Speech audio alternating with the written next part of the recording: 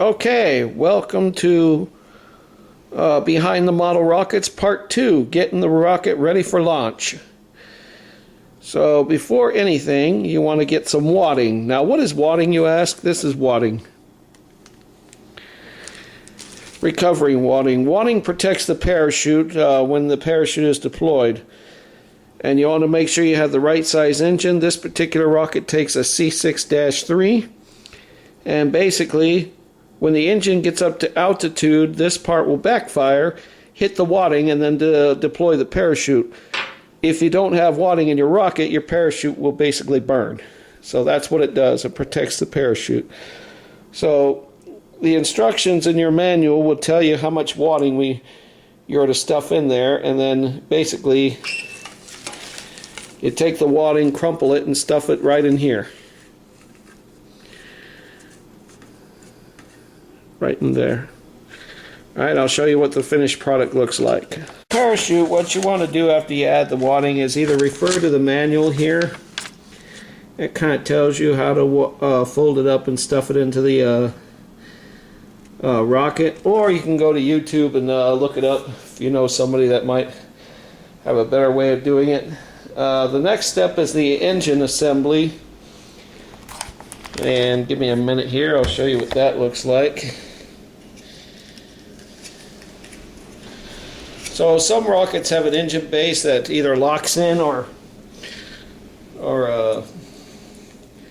glues on. This one kind of just screws on, as you can see. The engine goes right there.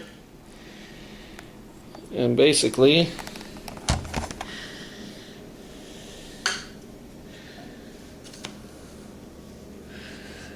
take the end, take the engine, screw it on there. So it's nice and snug, and the engine point is pointing out here. Now we go to the next step.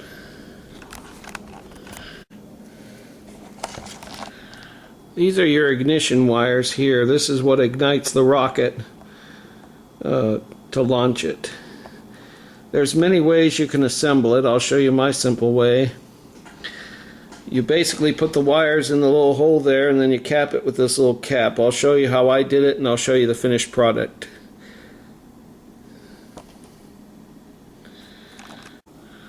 So that's your finished product right there, if you can see that.